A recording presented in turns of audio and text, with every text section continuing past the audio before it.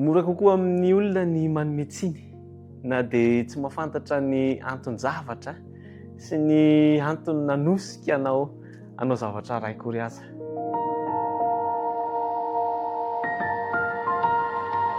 Ny tantaran'ny Maria indray no diniantsika amin'ity androany ity ary faly miarabanao tafaraky indray afaka hiara-hianatra ny tenin'Andriamanitra etsika ka mialoha izany anefa dia andesika hiaraka hivavaka. Rainay tsara indrindra an-danitra misaotra anao izahay amin'ny fotoana izay omenao indray afaka hiara-hianatra ny teninao ka sio ny fonay tsara avy tonga tanlonaka izay aniriny ny teninao ka hamoazanay be amin'ny fiainanay amin'ny anaran'i Jesosy. Amen. Nisy fety tao an-tanàna, fety be mihitsy satria fety anankiroa no antony nahatonga izany fety be izany. Ny antony anankiray voalohany dia nitsanganan'i Lazarosy tamin'ny maty ary ny anankiray faharoa dia ny nahasitranan'i Simona Boka. Izany rehetra izany dia asa nataon'i Jesosy avokoa. Fahagagana nataon'i Jesosy na nanasitrana an'i Simona tamin'ny fahabokany na nananganana an'i Lazarosy tamin'ny maty. Ary dia tao an-tranon'ny Simona ilay boka taloha no natao izany fety be sy lanonana izany. Mazava ho azy fa nasaina Jesosy ho tonga tao amin'ny fety io. Zavatra niseho rehefa tao anatin'ilay fety dia nisy fofona manitra re manentoento manerana ny trano ary dia samy nikaroka ny olona aiza izany fofona sy menaka manitra be dia manitra be izany. Rehefa niondrika anefa dia nare vehivavy anankiray mitomany ary tsy taiza fa teo an-tongotr'i Jesosy io vehivavy anankiray io i Maria. Maria ihany koa dia anisany te hisaotra an'i Jesosy izy tamin'ny namonjen'i Jesosy azy. Maria ilay mpivarotena kanefa dia izao no nataon'i Jesosy azy hoe voavela ny elokao fa ankehitriny kosa dia aza manota intsony.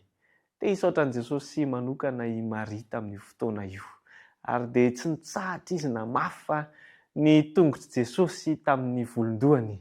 Nararany teo ilay menaka manitra izay lafo vidy indrindra tamin'izany fotoana izany ary nararany tamin'ny tongotr'i Jesosy. Efa niafina izy fa tsy nanafina azy ny fofona manitra izay nanentoento nanerana ny trano. Marobe ny hevitra tonga, marobe ny fitsaratsarana tamin'ity fotoana ity ary na i Simona izay tompon'ny fety aza dia mba nihevitra ratsy mahakasika an'ity Maria ity. Ary izao no eritreritra tany amin'ny Simona hoe raha mba fantatra ity Jesosy ity marina manko fa mpanota io vehivavy mikitika ny tongony io. Ary fantatry Jesosy anefa izany eritrerina izany. Ary dia namaly Jesosy fa i Maria no nanolotra ny be indrindra satria raha niditra izy tsy mba nisy nanasa ny lohany akory kanefa i Maria dia tonga nanasa ny tongotr'i Jesosy tamin'ny ranomasiny ary tsy nitsahatra namoaka izany tamin'ny volondohany. Mety ho izao sy anao koa ilay Maria izay manolotra ny tsara indrindra ho an'i Jesosy. Tadio fa misy olona izay mahita izany asa ataonao izany, asa nataonao tamin'ny fo kanefa dia misy ireo manondro molotra, misy ireo manondro amin'ny tanana mihitsy aza mitsaratsara. Tahaka ny Jodasy tamin'izany fotoana izany dia nihevitra mihitsy fa raha iny tavoahangy iny namidy dia afaka nanampiana ny manitra. Fiatsaram-belatsihy izany an'i Jodasy izany satria i Jodasy dia ilay nangalatra tsikelikely tao amin'ny kitapom-bolan'ny mpianatra. Haka vola izy hoentiny hanaovan'izay tiany atao. Ary teto dia tsapa fa fiainana iainantsika amin'izao izany mahazo an'i Maria izany. Misy toe-javatra izay andaninao ny fanananao rehetra. Tadio fa misy mahita ireny zavatra ireny. Hitan'i Jesosy any am-po tsy miloaka any.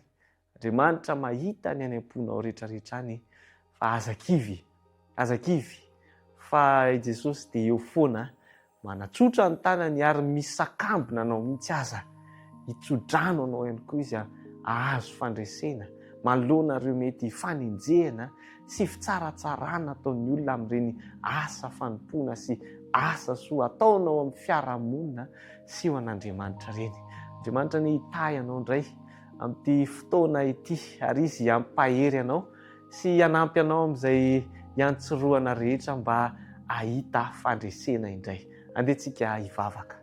Rainay tsara indrindra an-danitra misaotra anao izahay. Afaka niara-nianatra ny teninao teto indray. Ianao tokoa no hampahery anay ka mba tsy ho kivy izahay amin'ireo asa fanompoana sy ireo asa rehetra izay nankininao taminay. Mba azo fandresena tokoa anie ty zanakao izay miara-mianatra sy miara-mivavaka amiko ety ary ianao Tompo no hampahita fahombiazana eo amin'ny fiainany. Amin'ny anaran'i Jesosy ilay mahery indrindra izay mampandresy anay isan'andro nanonana izany vavaka izany. Amen.